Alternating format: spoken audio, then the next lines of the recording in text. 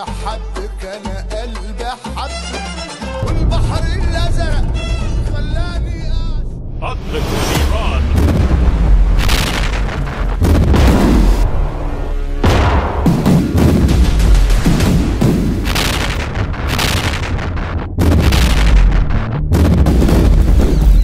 اكتبوا إلى والي مصر محمد علي أن السلطان يستنصر بأسطوله ورجاله.